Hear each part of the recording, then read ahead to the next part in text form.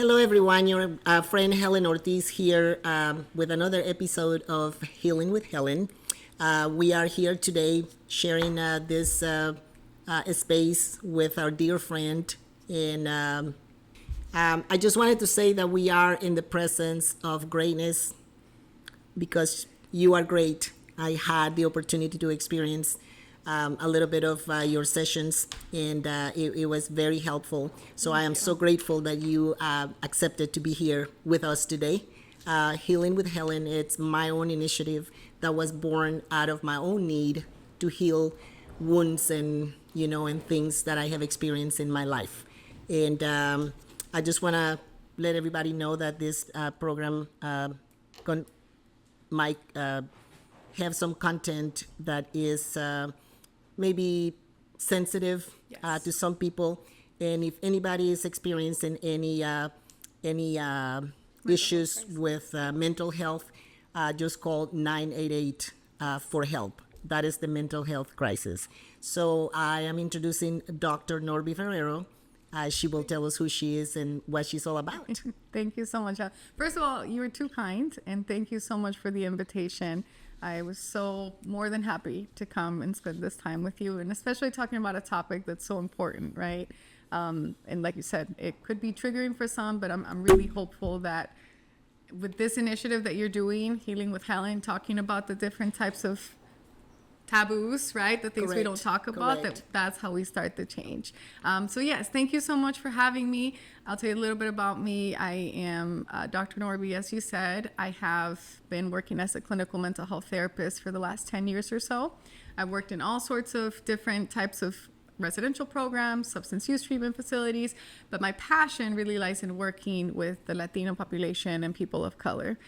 So I've been working as a therapist, and then also on the side, my husband and I have a YouTube channel where we put free content as well on mental health. So all sorts of videos. I think we have over 150 videos on depression, anxiety, the signs and symptoms of suicide, all these things that we need to talk about, called Preguntale a Norby is the name of the channel. And then we also have the English version, Ask Norby. So thank you so much for having me. Well, thank you for being here again. And you're so right. All those subjects that you just talked about in mental health, it's what most of us struggle with. And for some reason, I don't know what the reason is, but in our community, especially in our Latino community, is something that is not talked about. Yes.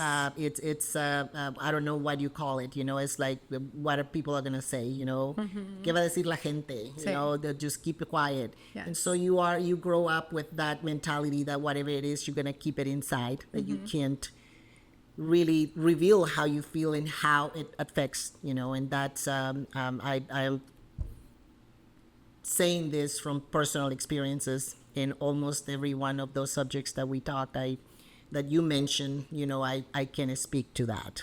Yeah.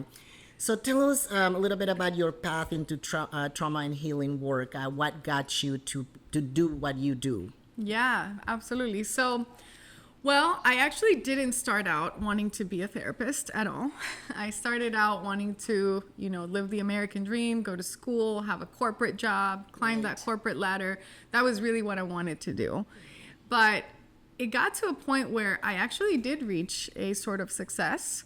And I had gotten my education, my bachelor's in management of human resources. I was working for a big tech company, and I was doing fairly well. I was traveling the world. I got to go open up offices in Australia and Denmark and Spain and Mexico. And I thought I was really happy with my professional life until I started to feel sort of empty, because I've always had the desire to help people. I just didn't know how. Like, what can I do to help anybody, right? Exactly. And so I came to this realization, and it was sort of to everybody's shock. I left my corporate career to go to school and be a therapist.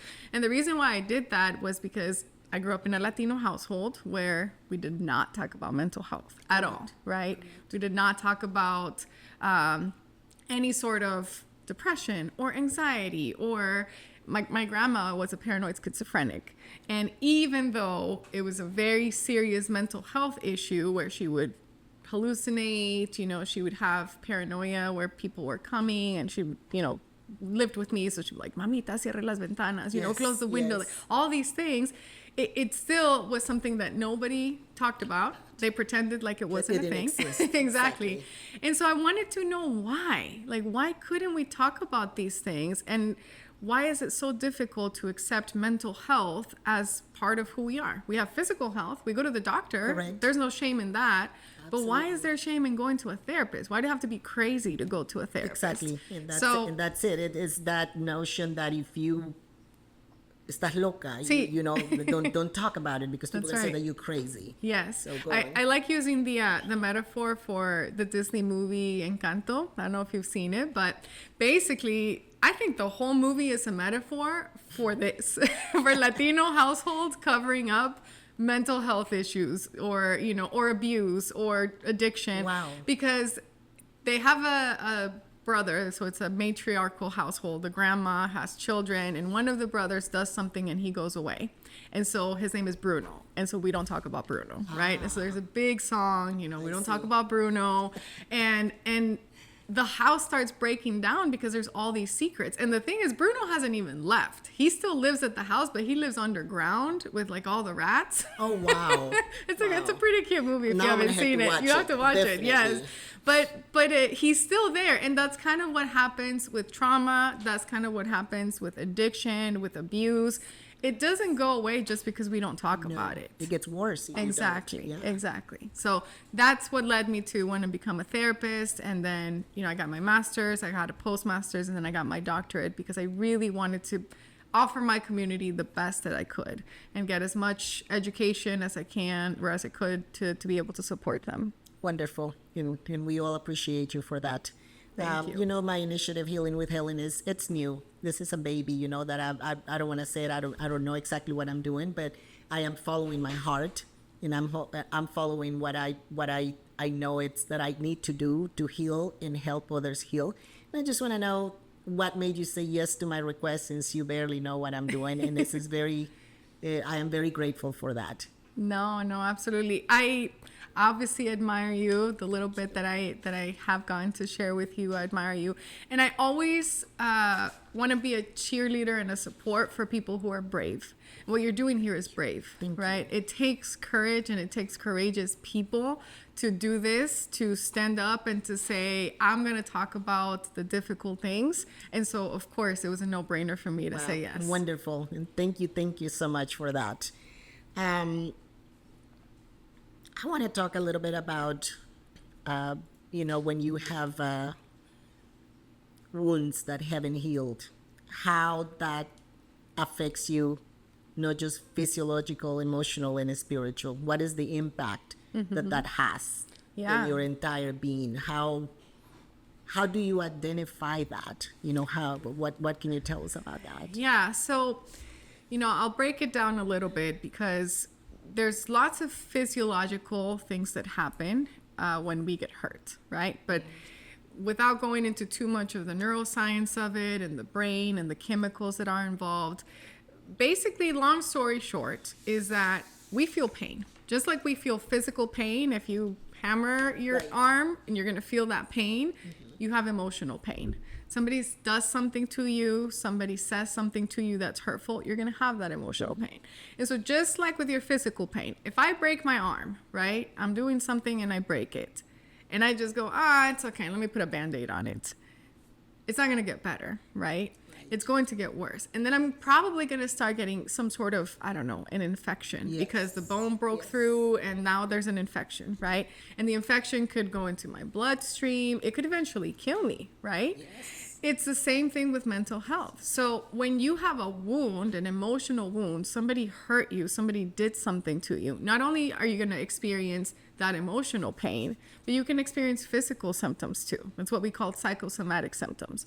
You could have headaches, you can have stomach aches, you can have back pains, you can have things that, you know, the medical doctors will tell you everything's fine, your labs look good, and you're like, but I have this headache all the time, or I have this stomach ache, this nausea, I have all of these pains in my body. And it has no explanation. It has no explanation. When you go to the doctor. Exactly. I know That's what an you're talking emotional about. pain. Right, That's emotional right, pain. right. And then not only that, but we start kind of transferring that to other people, right? In the sense that if I'm hurt, and then therapy, we have the saying, hurt people, right? Yes, So if I'm hurt, now I'm going to have my defense mechanisms up all the time. So I can't truly connect with others because I'm always on the lookout that people are going to hurt me. I'm going to start hurting other people and affecting them negatively. So there's emotional side effects, sadness, depression, anxiety. There's physical side effects to not healing wounds. And then there's societal side effects, right? Where we start fostering hate, where we start fostering, abuse, all of these generational traumas that start going over and over and over. I see. Thank you. That is so true, because when you have a physical pain, at least you can take something for the pain and it goes away. But when you're hurting emotionally, it's there's so many things that come into play that you just can't explain. Yeah. And it's so overwhelming and like takes over your entire being. Yeah. And the shame, right? Because there's no shame in you saying, no, I broke my arm. I had to go to the hospital. I had to go to the doctor. But at least in our cultures and, people of color, Latins, Blacks, Asians, no. You don't say I went to the therapist. You don't say I started being suicidal and I was taken to a psychiatric facility. Correct. You don't talk about No, that. you don't. And it really, to be honest with you, I didn't even hear about therapists or counseling until several years ago Yeah. here. But back home, I didn't know that there was such a thing. Exactly. Talking about in the sexual abuse area, what counts as sexual abuse beyond the obvious? What? Okay. So I'm going to talk about all of it because what might seem obvious to you is not obvious to somebody else, right? And that's a big thing. So I do a lot of immigration evals. So I do psychological evaluations for immigration cases. I obviously have my private practice as well. And so I see patients and I have to do clinical intakes with them where I get all the history and I have to find out what kind of trauma they've had, if they've had any sort of abuse, anything like that. And it's really interesting because when I was starting out a few years back, I was doing an eval for a woman and she reported no sort of abuse. So I asked her, any history of abuse, any history of, sexual trauma, abuse, neglect? And she's like, no, this was in Spanish, right? No, not at all. Later on, we're doing the intake and I get to the medical. And so I go, have you had any surgeries or any hospitalizations? She goes, I think only one. And it was when I was 15, I had to have an abortion because I was pregnant by my stepdad. And so I thought, you just told me there was no history of abuse. She didn't. And she didn't realize that was abuse. Wow. So I will start by saying this. Abuse, sexual abuse is anything, any sort of contact that anybody has with you that you do not want. Right. Is anything that anybody makes you watch or do that you don't want to do. And it's anything that makes you feel uncomfortable about your body or somebody else's body. Exactly. That is considered abuse. Not just because, it was something that I agreed to because it's abuse. If you did not want to do it initially, if you did not consent to it, which we'll talk about some of the myths with sexual abuse, but it's abuse. Even if they never touched you, even if it was just them showing you things. Correct. That's abuse. Correct. Yeah. Wow.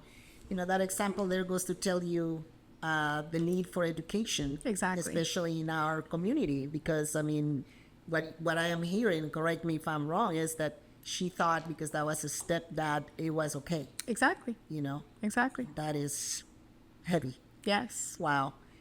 In your opinion, do you think that culturally, gender-based, and the socioeconomic factors have a big influence in mental health? Yeah. So I'm big on research. I rarely talk about opinion. I will give you facts. So these are CDC, NIH research facts. What they have told us is that we have 50% of women will experience sexual abuse at some point in their life. 50%. And 1 in 3 men. Okay? Because that's the other myth that people think. It only happens to women. Exactly. Yeah. And men are less to talk about, Yes. than Yes. women. Exactly. Now, if you're a woman of color, right? So you're Latina, you're Black, you're Asian, Indian, any woman of color, your chances now go up by 23%. Okay. So now you're up to 73% of experiencing any form of abuse or neglect, sexual abuse or trauma. Now, when we talk about what are some of the factors that add, poverty, unemployment, and drug abuse, alcoholism or drug abuse. If any of those three are present in your household, you are more likely, actually 30% more likely. Which that's very prevalent Exactly. in our community, in our, wow, that is alarming. Yes, exactly. Which is why we need to talk about this and educate people, right? Right. How can you tell us, how does trauma live in the body in language? How do you see, if you see someone that is not talking about it, how do you identify that in your body? How, like somebody else looking from the outside? Okay. So it looks very different for everybody, right? Because we all have different ways of processing pain. We can have a person who has a high pain tolerance in the body, right? In the sense that, oh, I broke my arm and it just kind of hurt a little bit. And then you'll have somebody who just barely hit themselves and they're like, I can't move my arm, right? Exactly. It's the same thing with emotional pain and with trauma. And so what does it look like in general? It looks like somebody who's going to be guarded, right? Somebody who might be avoidant in that sense. But it also can look like somebody who's overly attached, anxiously attached, somebody who's constantly looking for that physical kind of validation from somebody and attention, right? Codependency. Exactly. So it looks very different, but just like with physical health, emotional health is the same. It just kind of depends what kind of symptoms you have. But at the end of the day, you're going to have trust issues because you're going to have, whoever it was that victimized you has taught you that the world isn't safe and that you shouldn't trust people. Especially when it's someone that is supposed to love you and protect you. 100%. When that is broken, so absolutely that is going to affect how you see everybody else and what kind of relationships you form and develop. And it's I totally understand that. And sadly, I'll talk a little bit about the perpetrators, right? Correct. What kind of perpetrators? What does somebody typically, what position do they have? And it's typically going to be somebody who's close to the family or a family member or in a position of power. And I'm not saying here that, teachers or priests or, that these people, they're all going to be perpetrators. I'm not saying that. But when you look at the cases, when you look at people who have experienced sexual abuse, the perpetrators typically have a position of power. Now, another thing which is really interesting, especially as a community of Latinos, is that when you have very strict gender conforming roles, so when you have a lot of machismo or where you have somebody who's very much women should be this, men should be this, usually when we look at the types of people that perpetrate, they have very strong gender conforming roles. Right. I know exactly what you're talking about, without talking details, but growing up, I saw a lot of that in, controlling who are your friends, you're not supposed to go out, you don't talk to these people, don't talk to that. So it's something that definitely, people need to keep their eyes open and read and identify all those signs because they are there. Yes. Absolutely. What lens should we use to understand survivors' experiences in the communities and such like that? What should we use to understand the people that have survived experiences like this? Well, I think that empathy is going to be your number one thing, or your lens. Unfortunately, when somebody goes through sexual abuse, more than any other type of abuse, although this does happen with physical abuse as well, but sexual more than anything, and especially if it's a woman, there's a lot of victim blaming, right? Well, if you hadn't worn that, if you hadn't been out that night, if you hadn't gotten drunk, and there's a lot of victim blaming, that wouldn't have happened to you. Right. Exactly. So victim blaming, it's something that is really detrimental to the survivor. Now, the other thing that might happen is when somebody comes out and says, yes, I was a victim of sexual abuse, then now whoever was supposed to protect, whether it's the mom or whether it's, a friend or family, whoever, is going to kind of hijack the victim role, and now it becomes about them. Oh, it's because I married him, or, it's about, I should have known and I should have protected you. Don't hijack that, empathize. This is what happened to them. You need to process. Your feelings are real. You might be feeling super guilty that you brought this person into your home. You might be feeling super guilty that you didn't help protect. You didn't see the signs. That's okay. Go talk to somebody else about it. Go talk to a therapist about it, but not with the victim. Because not only are they struggling with their own shame and their own feelings, but now they have to care for you because you're hijacking that. Right? You are adding a guilt trip to what they're already carrying. Exactly. Yeah. And the third thing is, don't seek revenge. You might think that the victim wants to hear you say, oh, I'm going to go kill him. I'm going to go find him or her. I'm going to kill her. No. That is not what they want to hear. And that doesn't help anybody, right? It's just pain feeds off pain, right? So it's pain seeking more pain. And you're not validating their experience by saying, I'm going to go seek revenge. So empathize. That's really the lens that you should be looking at. Thank you for telling me. Thank the person for telling you about the abuse. And if it's a child, absolutely take them to a professional and say, you can talk about this more if you'd like. Let me take you to a person who you can talk to about. Don't pry. Don't ask details. Don't ask questions. Let that person at their own pace and go to a professional talk about it. Correct. Thank you for that. And talking about that, another thing that comes with all that is, in my case, I felt angry at my mother for not protecting me. You should have known. You should have, and it kind of, you develop that resentment, shame if you did, shame if you didn't. But and obviously, with the hate that you develop for the person that hurt you, and but I tell you that part of healing is forgiveness. You have to come to that point where you have to let go. You have to find it somewhere to let go. That will just eat you away. Yeah. And it's all a process, right? And forgiveness, I've actually done quite a few videos on forgiveness. I have to watch them now. Yes, they're good. So forgiveness is not for the person that hurt you. Forgiveness is for you, right? Exactly. And it's almost like if you have a bag, right? If you have a backpack and I do something painful and so I throw a brick in there. Right. And then I do something, hurtful again and I throw another. And so now you have 2 bricks that you're carrying. And then I hurt you 3, 4, 5 times. Now you have a huge bag of bricks, right? Well, eventually, let's say your bag is full or you go, you know what? I'm not going to take any more of your bricks, right? And you walk away. Perfect. So now I'm not putting any more bricks in your bag. But guess what? As long as you're still carrying them around, I'm still hurting you, right? Correct. And that's that resentment and that pain. When you forgive, you're dropping that bag. You're finally saying, you know what? I'm going to let go of this, like you said, because it's not for that person who was putting in the bricks that hurt you. It's for you so that you don't have to carry it around anymore. Yeah. I always said, you look at a person and you don't know what they carry in their bag.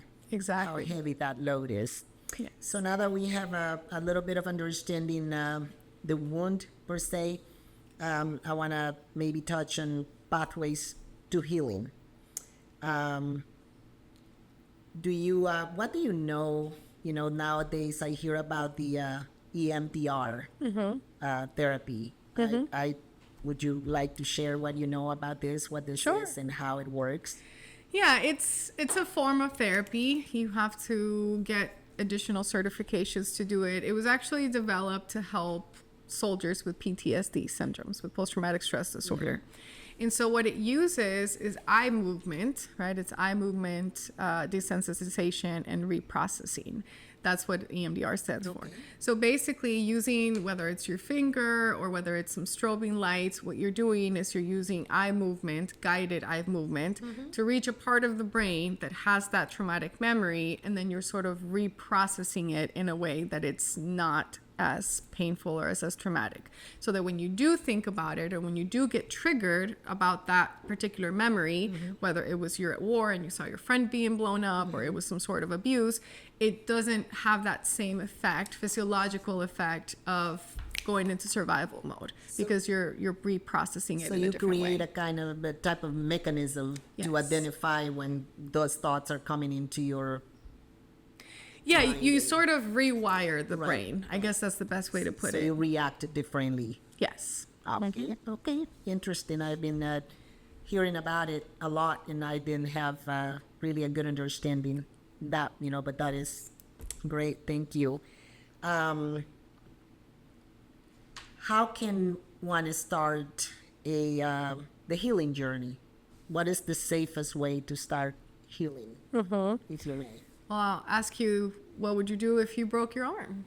Right? to the doctor. You go to the doctor, Get a right? cast on. Exactly. So if we talk about, okay, maybe it's not a broken arm. Maybe you just have a cough. You have a cough at home and you're like, I don't feel well. I'm starting to think that this is something. You might take some medicine at home, right? And jarabe and the whatever mixture that you make. That could be you listening to certain podcasts. That could be you reading certain self-help books, right? That's kind of like your own self-medicine. Right. But if you find that actually this is probably more severe than I thought, I'm starting to be triggered quite a bit. It's affecting my sleep. It's affecting my eating habits, my appetite. It's affecting my relationships. I can't seem to have a stable relationship with anybody. This is the third, fourth, fifth breakup that I have been in, or divorce or whatever. Maybe it's time for me to go to a professional, right? That's where you go to therapy and you seek a therapist and you start talking about these things, because it's not something that you're going to be able to cure yourself, right? Exactly, with podcasts or with books or with things like that. Does that help? Absolutely, 100%. Anything you do towards healing, towards the right path, is going to add and it's going to help. But if you get to the point where it's not enough, then just seek professional help. And it's going to be, every journey is different, just like we said in the beginning, and everybody reacts different to different treatments. Yes. Right? So you just got to find Yes. what works for you. Exactly. And that's, like that, my thing is, if you know a little bit about me, is this fitness, and people want to give you always that is black and white, don't eat after this time, you gotta exercise, do cardio in the morning and do this and do that. But in reality, our bodies are so different. Your metabolism, your organism, what works for me doesn't work for you, or vice versa. So you have to find what works for you, and it's by trial and error, and it takes a while. So I'm looking in my mind, I can relate to it that way. And I will tell you two things. One, therapists are like shoes. So you need to try different ones on. You're not going to get the first pair right. Like, you might go to somebody, and we love doing this, especially as Latinos. You go once and you go, it didn't help. It's not going to help. This isn't for me. It's not going to help. Yeah. No, it was either not the right person. Maybe you weren't ready. Maybe, it wasn't the right modality for you, because there's hundreds of different kinds of therapy modalities, right? Ways of doing therapy. And so you got to try different people, different things, to see what modality, works better for you. It's like dating. Exactly. You kind of have to date your therapist. No, don't date your therapist. But you kind of have to find the right therapist. So that's one. The second is, once you start therapy, this is a favorite question of most of my patients, is how long is this going to take? Well, I will tell you, I've had patients that within 2-3 sessions, they're good to go. They got it. If something may click, they were ready. They implemented it. You know what? I'm feeling better. We can move to seeing each other once every 6 months. Cool. I have a patient right now that I've had for 9 years. Now, she has a severe personality disorder, several suicide attempts, right? It's a very severe case, But there are people who will need more time and people who would need less, because the amount of time it'll take you for it to click in your mind and for you to realize, okay, this is what my problem is, or this is what I need to do. It's up to you. Exactly.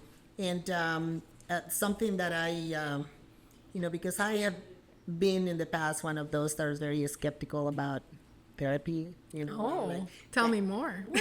kind of, I think, okay, if I'm not able to work out my own problems, how is it that somebody else is going to? And I hear that from a lot of people. How am I going to go and tell my problems to someone who doesn't know me? How are they going to know? But, that kind of thing.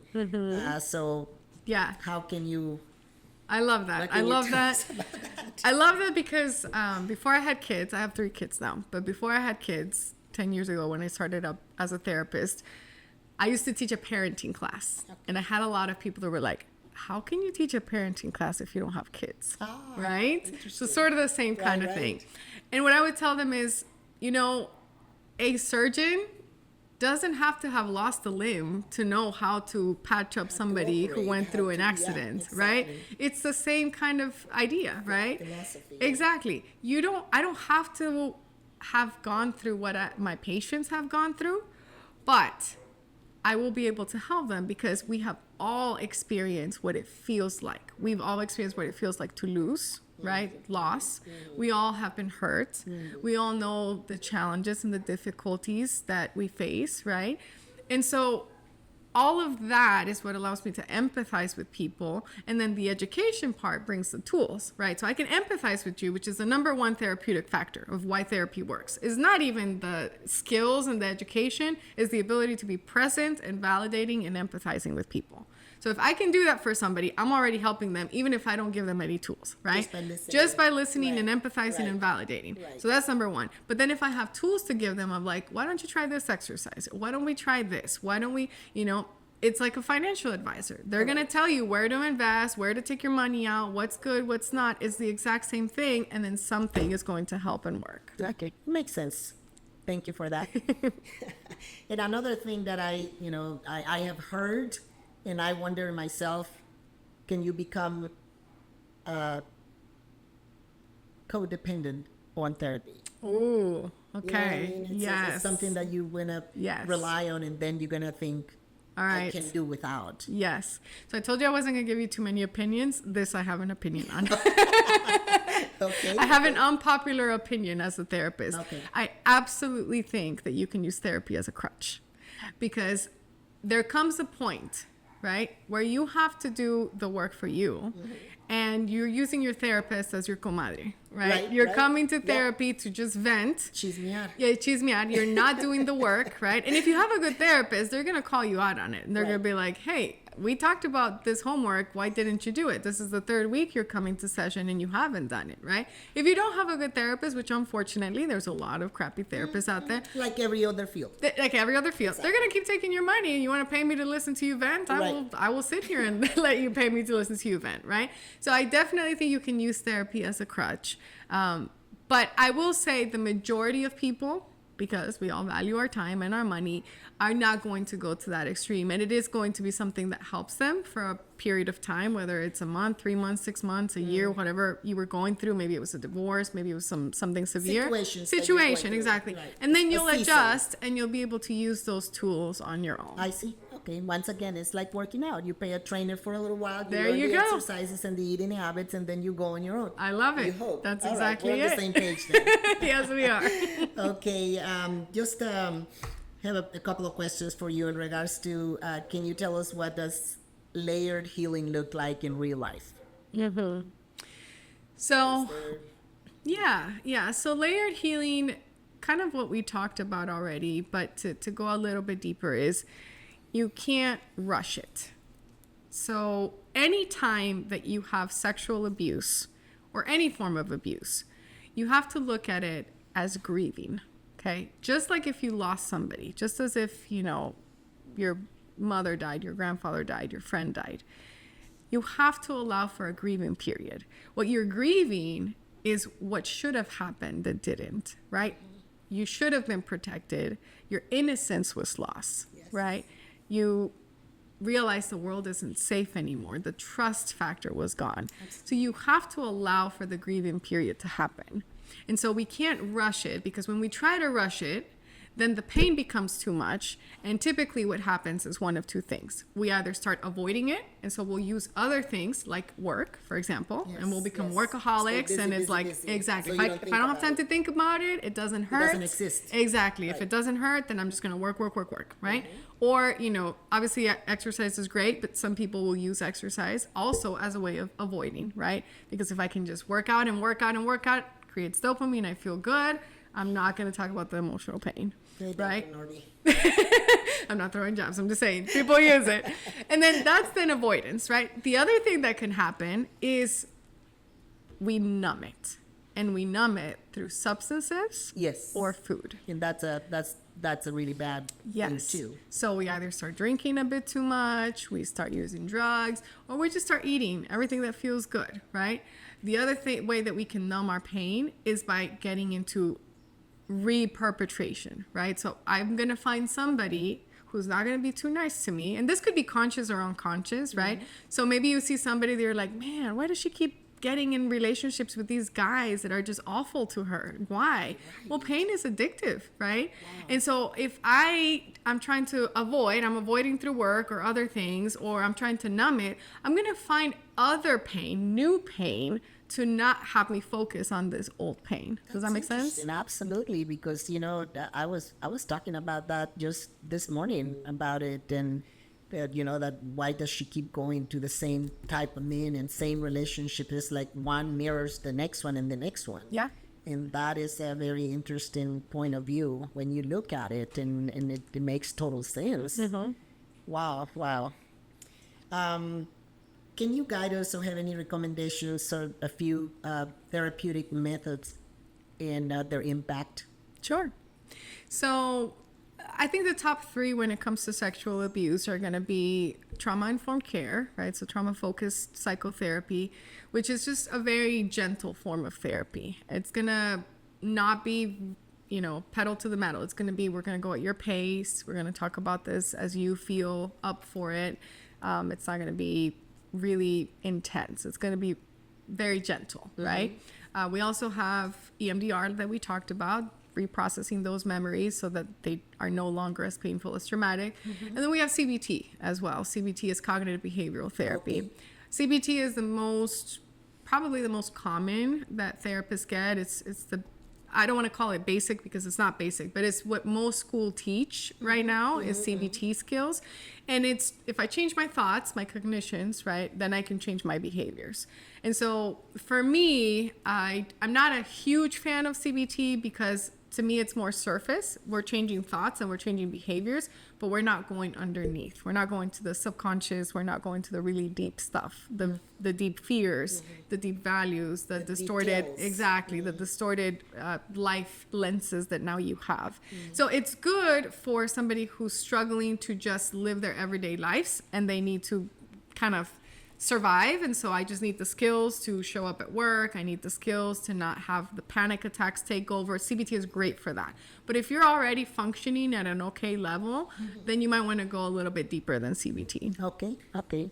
Thank you for that. Now, to close out here in the next few minutes, let's talk a little bit about supporting survivors.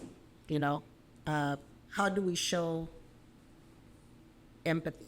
In what not to say or do to someone that is a survivor of any sort of abuse or mental issues. Yeah. I'll talk specifically about sexual abuse since that's kind of what we've been focusing on.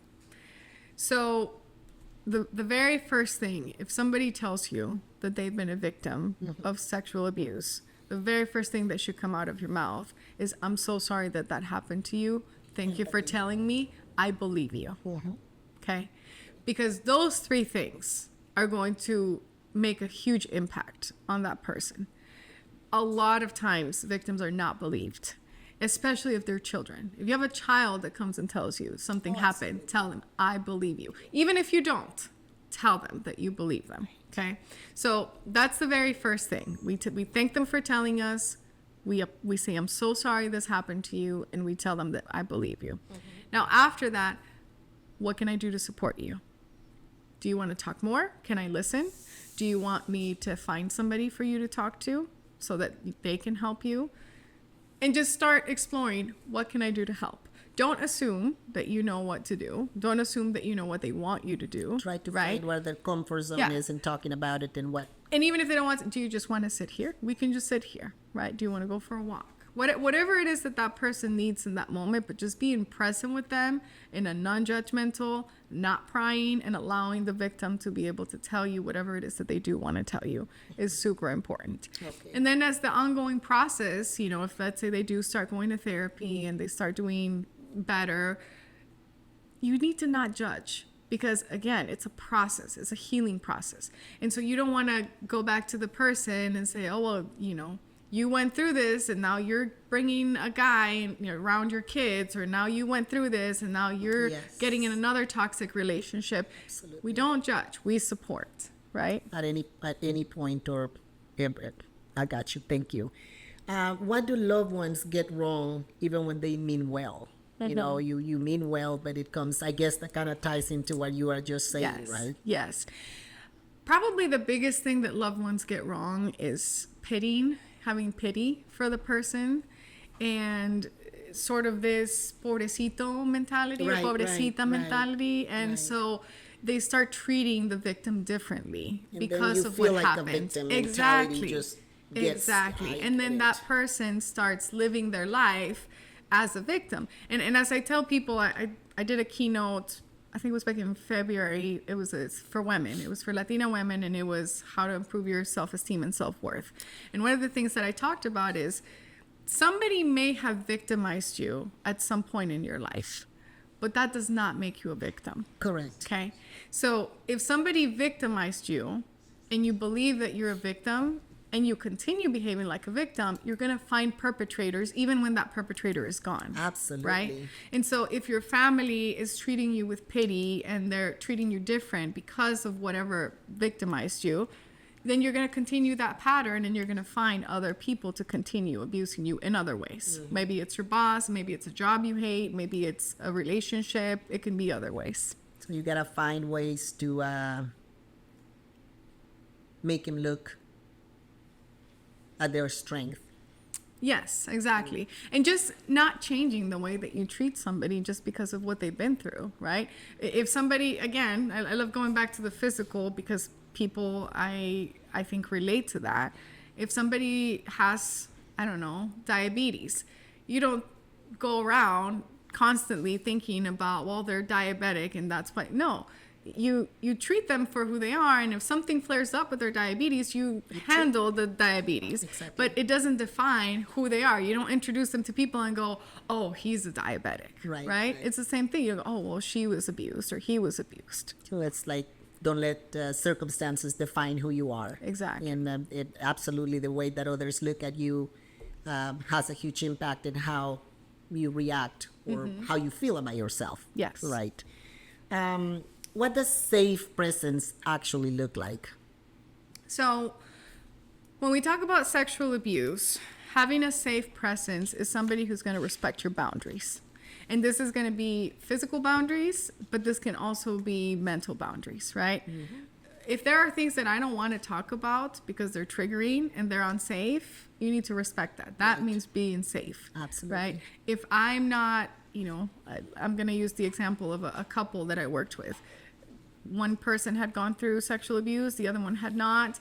And they were asking, I really just want you to give me a back massage after a long day at work. I don't feel comfortable doing that. It's unsafe for me, right? And so it's accepting that even if it's not sexual touch, there are things with touch that are going to be triggering for that person, and accepting that and allowing that boundary to not be crossed. Because anytime we cross a boundary for somebody who has been perpetrated on, we're re-traumatizing them, right? Because Right. we're not respecting Exactly. the boundary for them. Right. That makes sense. Just want to talk a little bit about, are we doing good on time? Yeah. Okay. Yes. Healing in community. Do you have any supportive networks? I know that we talk about 988, which is the phone line Yes, for that mental mental health. crisis. Right. Any other networks online, offline space, safe spaces for survivors that you can share with us? Yeah, I will say there's lots of support groups online that you can find, whether it's through SAMHSA or NIH or your local community mental health center, depending on where you are. But the biggest support, you can find support groups locally wherever you're located as well for sexual abuse victim survivors. But the biggest support is really going to be finding a therapist, finding somebody who's going to be able to hear your story, who's going to be able to support you in that one-on-one realm. If you are somebody who's currently experiencing abuse, especially in the metropolitan area, there's lots of shelters, like Safe Home is one of them, especially for women, battered women. Safe Home? Safe Home. There's Brookside. I mean, there's different, there's about 10 or so around the metro area, and then there's a little bit more South Overland Park, Olathe, all the Kansas City area. So if you're currently going through some sort of abuse, do that. If you have a child who's going through abuse, you have to report that, right? Whether utilize their school, the teachers. There's always counselors at schools. At schools that you can help. That can help you. And then the Department of Children and Families, they are also a resource for you if you're somebody who has a child who's going through or reports any sort of sexual abuse. Okay. What does community healing look like in action? And I want to think before you answer that you and I are doing that. We are helping in a way in community for some healing. You at your professional level, and me as my own experience this level. So maybe you can go a little bit more in detail at what does community healing look like in action? Absolutely. So here's where I want to talk about some myths, right? We're not going to get better as a community until we're able to get rid of these myths and get it straight. Correct. Okay? Correct. Myth number 1, minors cannot give consent. I don't care what the situation is. A minor cannot give consent. And it's not consent in the sense of for any sort of sexual act. They cannot give consent. I can't tell you how many families I have worked with where you had the whole family supporting a relationship between a minor and an adult. Yeah. Because, well, she loved him, well, she wanted to be with him. Yeah. Minors cannot give consent. To that note, before you go on, that in my own experience, my mother was 14 when she married my father, 28. Yeah, exactly. That should have been a sign. 100%. Yeah, exactly. And so, and we still have those beliefs, right? That, well, if she wants to be with him or, if he wants to be with her, then it's okay. Because again, it's not just women, it's men and women, as well. Right? Exactly. So minors cannot gain consent. That's number 1. Number 2 is that homosexuality is a consequence of sexual abuse. It is not. It is a myth? It's a myth. Okay. It's a myth. People don't become homosexuals. Your gender identification, so your gender identity or your sexual orientation has nothing to do with whether you were abused or not. Wow. Okay. But if we continue, he's gay or, she's a lesbian. Because of it must happened. have, yes, right. You must have been abused as a kid. Wow. We're creating more and more pain. Okay. That's myth number 2. Myth number 3 is that marriage is not automatic consent. You can absolutely be raped by your spouse. You can absolutely be sexually abused by your spouse. Yeah, just because you said, I'm going to live with you and I'm going to, spend the rest of my life with you, does not give that person access to do anything and everything they want with you whenever they feel like it. Anytime. Exactly. So if you're married, that does not automatically give the other person consent. Okay? It's not a green light. Exactly. And myth number 4 is that consent can be taken back. If you initially said, okay, yes, this is okay for me, and then as things started evolving, you said, actually, I don't. You'd be like, oh, well, you said yes, so nope. You can absolutely take consent back. No means no. No means no. And if that person continues doing whatever it is that's making you uncomfortable, remember the definition of abuse. Correct. then it is turning into abuse. It's not, there's no gray lines. You either consent or you don't. It says black and white. There's no Exactly. gray Exactly. shades So, of gray in there. as a community, if we can take these myths and we can start educating people as to how do we prevent, because that's number one. We need to prevent. Prevention is the best cure, right? Correct. So if we start educating and we start preventing, that's going to be the best way that we're going to support. And then for the people that we do have, because there's two things that happen when somebody goes through sexual abuse. The first one is that they're 3 times more likely to have suicidal ideation or suicide attempts. So we're going to save lives. Right. If people feel validated, if people are able to not have to go through the abuse in the first place, we're going to decrease suicides. That's number one. And then the second thing that happens is when people start talking about their experiences and normalizing asking for help, then other people are going to seek help, right? If I can raise my hand and I can say, well, I've been to therapy, right? Then all of a sudden other people are like, oh, well, she's not crazy. Well, I hope. So maybe I can go Maybe too. therapy will help me as well. Yeah, exactly. Maybe Right. it's okay for me to go to Right, therapy, right. right? And that's how really as a community we're going to be able to help people. Thank you for that. That absolutely makes sense. Just to kind of get to the end of things here, what message would you leave for someone carrying an unspoken wound? What message would I leave? I would probably say you're not alone. I know it feels like nobody else has gone through it, but you're not alone. And it can get better. It doesn't have to feel this painful all the time. And so seek help, get support, and that's really what's going to make things get better. I know a lot of times it feels like the only solution is to end it all. But as I talk about suicide, people who commit suicide don't want to die. They just want to stop hurting. Yes. But what they don't know is that suicide doesn't make the pain go away. It just transfers it to the people who survive. We survive. Yeah. You know, this is personal, but I had a period of time in my life where suicide was very, very present in my life. And I actually planned and took action. And that was the waking moment for me that I needed help. So I know that when you said that, you know, people in that situation, you don't want to die. Right. Because I remember that very moment where I knew it in my heart that that's not what I wanted. Yeah. I knew it. And, you know, but I survived. I'm talking about it. So I know that that's why Healing with Helen is so important to me, because it has helped me really face my biggest fears, the worst moments of my life. And I want to share that with anybody and everybody that needs it. Yes, absolutely. And just for people that are experiencing that, seeing you here now, and it gives them hope. Exactly. And that's really what humanity is about. That's right. Giving hope to others and being a light for others when their light is dimming. Amen to that. What have you witnessed that reaffirms healing is possible?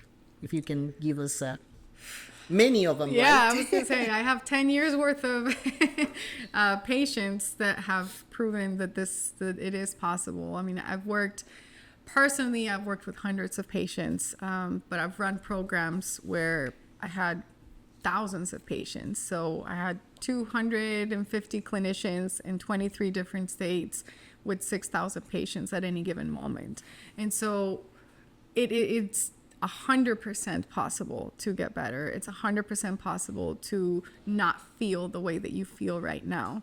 I think another thing that most people believe is that feelings are facts.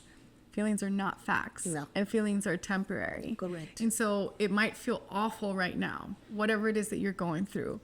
But that clock on the wall never stops, and it's gonna go away. You just have to learn either how to get through the difficult time or how to make that time go slower, because eventually, if you have the tools, it gets to the point where you don't even have to feel that pain in the first place. You feel it, you acknowledge it, and then you keep going. It doesn't take over control anymore. Right. Yeah, it's identifying those triggers that are going to get you to mode that you can't see things clearly, or thinking that that is the reality, or that is a forever reality. Yes. And that was something that I had to learn myself and teach myself in all those years, growing up. And that's what kept me going, that it was a temporary, it wasn't a permanent situation in my life. Yes. And to the point that came a point in my life when I knew that that wasn't going to happen again, because I wasn't going to allow it.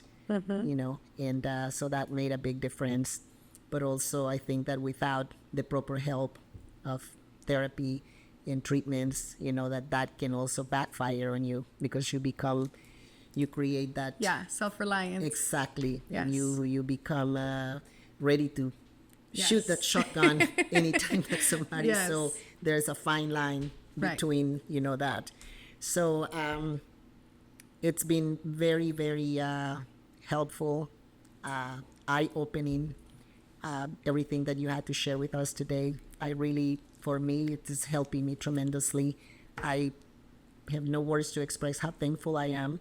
And Thank you. I hope that when people watch this video, that they know that there is help, Yes.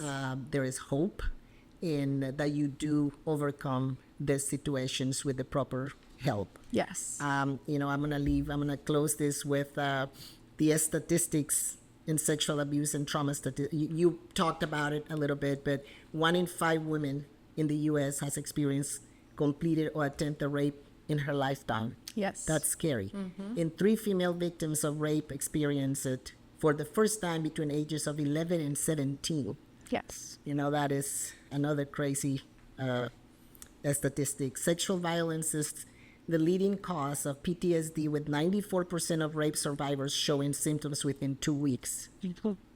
1 in 9 girls and 1 in 20 boys under 18 experience sexual abuse or assault. 42% of adults. It's just crazy. Yeah. When you look And at this. one statistic that we didn't talk about, which it is important, is the high percentage of underreporting, because that is what Just we what's know. reported. Just what's Exactly. reported. But if we talk about Exactly. the taboos Exactly. and what not to talk about, it. Especially as people of color. Yes. I'll tell you this last interesting fact. So we have what's called collectivist cultures, right? Which are, the American culture is individualistic, the I makes the we. The Latin culture, Asian culture, Black culture, it's the we makes the I, right? So we're collectivists. In collectivist cultures, the underreporting is that much higher, because we feel a duty to protect the perpetrator, Yes. the honor of the perpetrator. And this is so prevalent that in China, for example, in Chinese, there's a word for that. There's an actual word for protecting the honor by not exposing the perpetrator, right? And that happens, we don't have a word for it in Spanish, but it happens, Absolutely, You are it not happens. going to out your grandpa. You're not going to out your aunt. You're not going to out your somebody as as a pedophile. Right. And so we feel this weight to not report what happens, because we need to protect the unit of the family. And that's what's killing us. Wow.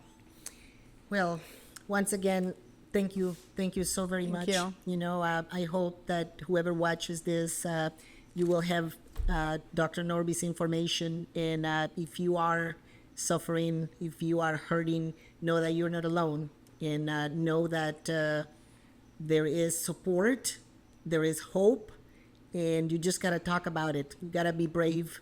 You gotta heal. And Healing with Helen will be here talking about subjects like this, and try to reach out and help to anyone who needs it and wants it. Thank you so Thank much, you, Helen. Norby.